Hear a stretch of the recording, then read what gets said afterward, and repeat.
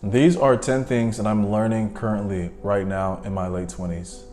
Most times when I see videos like this, it's always somebody saying things that they wish they would have known 20 years ago or 30 years ago, or if they learned in their 40s. But right now, this is what I want to learn in my late 20s, and I finally think I'm figuring out life. Number one is life sucks sometimes, and that's okay. I think that what I've learned the most about life is that you're gonna have your ups, you're gonna have your downs. There's gonna be good days, there's gonna be bad days, but that's all subjective. That's all inherent on what our perspective is. I used to always get so upset when things happened in my life. Like I always try to ride the highest of highs and the lowest of lows, right? You know, there's that always saying, you're either going into a storm, you're in a storm, or you're leaving a storm. But I always kind of think about it like, why not just ride the wave, right? Like life is what you really believe it. Like there's moments where I feel like everything could go wrong, and it happens, and that's not justify my feelings, but it just says that like that's okay. Like today sucked, and I'll be okay. I have breath in my lungs, purpose in my heart, a bed to sleep in, food to eat. Like there's so many things to be grateful for. That like those days that suck, or those days that don't go the way we want them to go, they're so needed. Because the days that do go well, they're great. But even on the days that do go well, I'm just like, thank God. At the end of the day, it's just another day. I try not to get too high on the great days and get too low on the bad days, because now you're just on this emotional roller coaster. So yeah, life sucks. There's some days that suck even worse than most, but that's okay because it always gets better. Trust me. Even if it does suck, there's always something good you can find from it. Number two, discipline equals freedom. I never understood what that meant growing up, because I always thought discipline was a punishment. Like I have to be disciplined, I have to do what I said. But it's like, why not? Especially as an adult where you can actually do whatever you want. And that's honestly the scariest thing. You can actually do whatever you want. But I heard a quote that actually changed a lot for me this year that really kind of understood what discipline meant. Just because you can doesn't mean you should. And I think that would apply in so many different aspects of your life, in relationships, and friends, and work. Like just because you can do something doesn't mean you should. And there's so much freedom in knowing that, because everything that you do or everything you can do is not gonna lead towards your future or give you a better future, right? I've learned, especially as an adult, that just because I can eat wherever I want doesn't mean I should, right? Because there's always consequences on the other side of things. Just because I can go talk to so-and-so, just because I can go and, get in a relationship with so-and-so doesn't mean I should, because it doesn't produce good fruit, as only excess drama, and it just kind of doesn't lead to anything purposeful. Like I feel like I've learned to kind of just be in the moment, and the discipline of understanding what is for me, and if it isn't goal achieving and it's only pleasure seeking, it only leads to honestly a more shameful and heartbreaking and headache having life. So discipline is freedom. When you work hard on yourself, whether it's in work or in your health or in your spiritual life, you're gonna see so much rewards on the back end. And in a life of instant gratification, whether it's social media or everything, it's hard. But trust me, doing hard things and putting off instant gratification, impulse control, is the best thing you can do for yourself. Number three, the gym doesn't cure all things. And I feel for there's so many people that, on social media harping gym culture and going to the gym. I think the gym is great, first and foremost. Let me not say that. But I think that usually the best people who look the best are the ones who are struggling the most. Because I think that we sometimes put so much emphasis on going to the gym and working out that we forget that there's other places, not just physical, that need growth, right? Yeah, having great muscles, having great health is important, but where's your mental health? Where's your spiritual health, right? Where's the heart set going into it? I think that's something that we don't spend enough time on. And for a lot of people who are struggling, then you might look good on the outside, but your insides are just getting torn up. You're mentally just depraved. There's so many people who have that. They look great, but then inside, when they get home, when they're by themselves, they're struggling, right? That's when you have to turn to drugs. That's when you have to turn to substances, alcohol. But if you took that time to give the same amount of effort that you do to the gym that you're consistent on, to whether it's meditating, whether it's journaling, whether it's practicing or letting go of certain things that don't honestly serve you in the season of your life or your future, you'll see so much more rewards everywhere. Because I think there needs to be equality, equity in every aspect of your life, not just the physical, because I think we put so much emphasis on that, with, especially with media and culture these days, of how you look, but how do you feel? What are you saying to yourself? What are you saying to yourself when nobody else is looking? When you're all alone in your bed at night, what is going through your head? So take some time to spend some time just meditating, writing, journaling, I don't know, going for just anything that's going to feed your soul, not just your body. Number 4, spending quality time with good people and being present. Honestly, the hardest thing for me, I feel like, was growing up, or in my early 20s, was I was always super ambitious and I was never present, right? I was always worrying about what I can do for myself to get ahead. And I think there is a time and place for that, but spending quality time with good people, whether it's friends, family. Like I recently watched in a video saying that when you get to hang out with somebody, the first thing you want to do is catch up, right? You want to tell about everything that happened, especially if you haven't seen them in so long time. But but they said that something that really intrigued me is don't try to play catch up, try to regurgitate everything that's happened in that time span that you guys missed. Be present in the moment. Ask each other how you guys are doing. Like, learn to enjoy the moment instead of trying to catch up from the past. And once you catch up from the past, honestly, like everything, your time to hang out is up. Time moves by quickly. But be present. And I love that sentiment, because there's such a hard thing of being present. Just being in the moment, enjoying the time and space that you guys have with each other, making future memories instead of trying to regurgitate the past, or try to even plan ahead for the future sometimes. It's just allowing ourselves to be where your feet are. And that's the hardest thing for some people. I know I struggled with it for a long time. I was always so thinking of the future, where my life should be, or all the mistakes that I did make. And I would be hanging with physically I would be there, but mentally I would be somewhere else. And it hurt me a lot, because I felt like I wasted that time, that present time with that person. I never gave them my full attention, and I never really got to enjoy that time with them. So practicing mindfulness when you're with somebody, and allowing your body, your soul, your energy to be there and to make memories, not just reminiscing on the past so much that you really don't get to enjoy the present. Number 5, community is important, especially for my athletes. As athletes, as players, we were on teams for majority of our lives. We were put together with a bunch of people that we would never have really spoke with if we didn't have to be on the team with them. And that's how we built our community.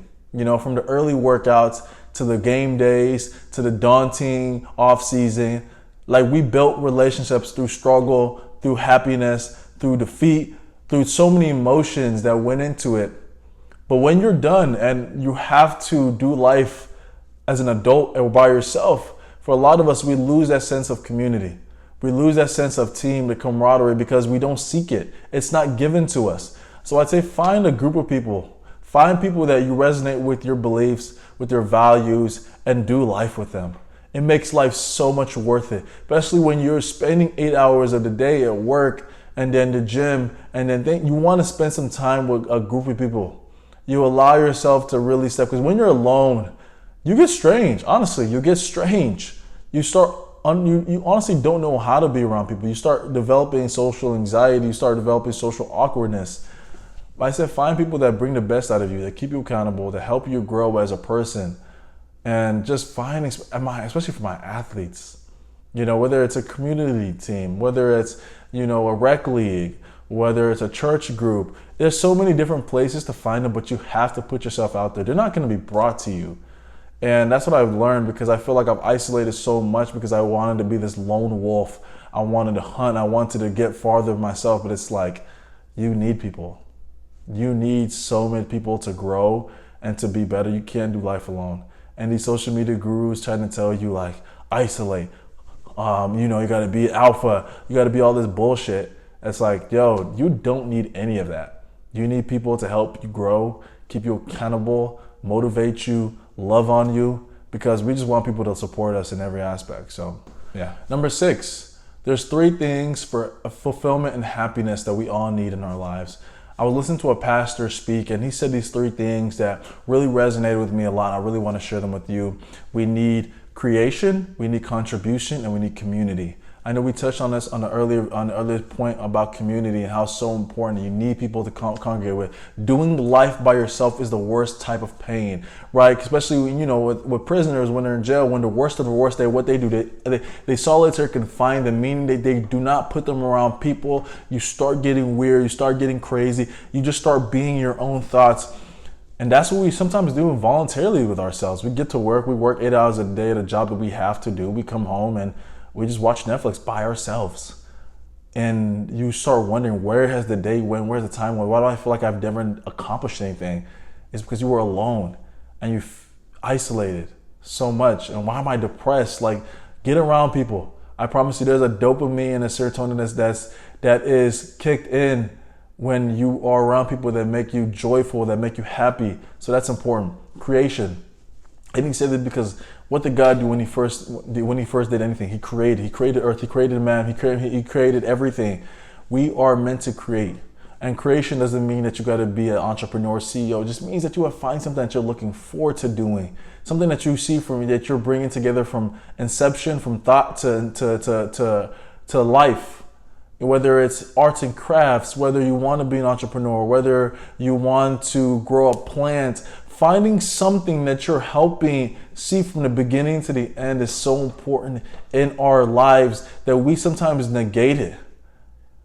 You don't have to be the biggest and brightest mind, but you have to be able to find something that allows you to build, that allows you to see from the beginning. It puts a sense of gratitude and it puts a sense of responsibility in our lives that sometimes we didn't know we needed.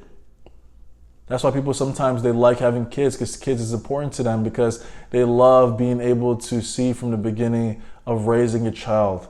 They're seeing that child through, and they're instilling values and all that. So that's why people love kids. And kids might not be for everybody, but right now finding something that you enjoy creating, whether it's arts and crafts, whether it's you learning something, but finding something that you look forward to doing every day is important.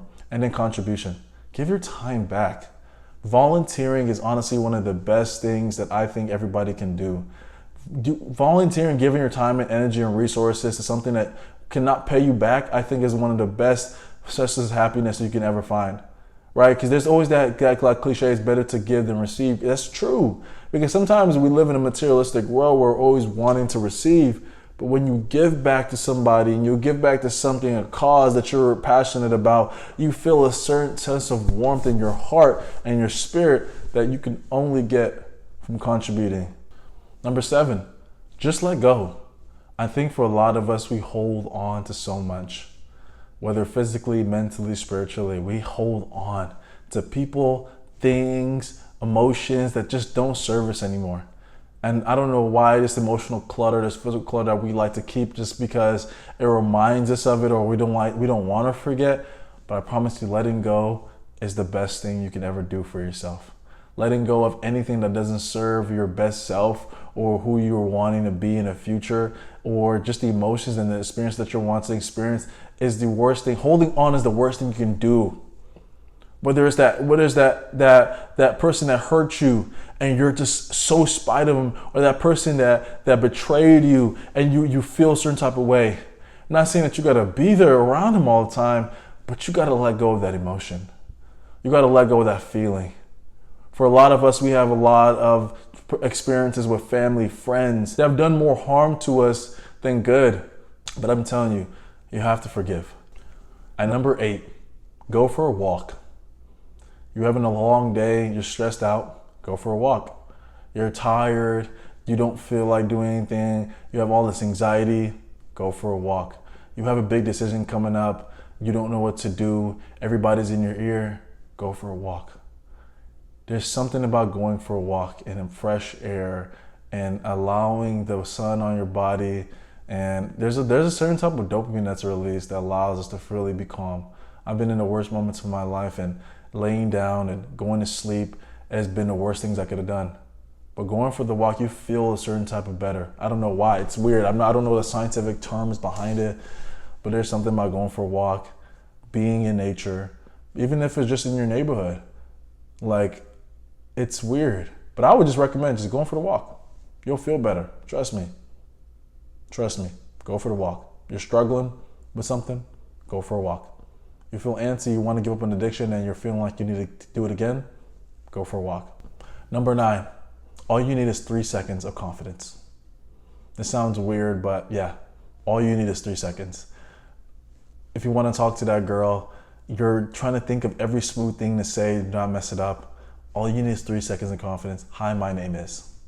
You have a big decision, you want to ask for a raise, you don't know what to say to your boss, and you have something to say to your manager, and you're wanting to put up together a perfect proposal. All you need is 3 seconds. And then the rest takes over. It's a weird thing that we overthink doing the deed so much that we don't do the deed or what we need to do. We're so stressed, we in the analysis paralysis of trying to make every situation perfect that we don't do it.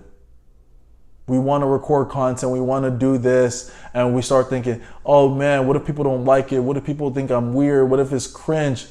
And we just stop doing it. But I'm saying, all you need is 3 seconds. Turn the camera on and start talking. Fail forward if you need to. Don't worry about failing. All you need to worry about is regret. The last thing you can ever do is at least tell yourself that you didn't do what you said you're gonna do. Fail forward. 3 seconds of confidence. You might get the girl, you might not. You might get the raise, you might not. You might get the rewards from posting content, you might not. But at least you can say that you did it and you can be fulfilled in life about that. All you need is 3 seconds. And last but not least, number 10, live more. So much of us are in survival mode right now. We don't even know it. We're just trying to make it through the week. We're trying to make it to the weekend. We hate our jobs. We hate our life. We spend so much time trying to save money. And I understand everybody's situation is different, but I want to implore you to live more. Like, I heard this one quote. Like, imagine somebody was recording your life, and they were going to show it as a movie. What would your life look like? Would you find yourself wanting to watch a movie of you doom scrolling on your phone for 6 hours, watching TV all day, doing nothing, getting up, eating the worst food possible? Like, you have to start understanding you are the author of your life. You literally only get one chance at this. I'm not a person of YOLO because I think obviously there's so much more in our life we can do, but I'm just saying, live more. Go do the weird thing. Go on vacation and obviously within your means, but do something. Don't just let life pass you by. Don't get cynical about life. Life is a blessing every single day. You get to wake up, you have air in your lungs, you have purpose in your heart. There's so many amazing things that we get to experience. Find people that bring that joy out of you. Live more. Go to that event. Go to that conference. Do something that scares you but will bring you so much joy. Because a lot of us, we're just trying to get by. We're just trying to survive.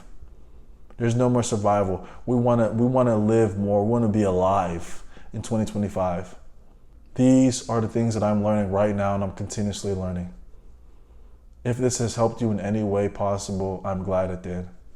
Because I know for a lot of us, we're unique, but our experiences are not. Thank you.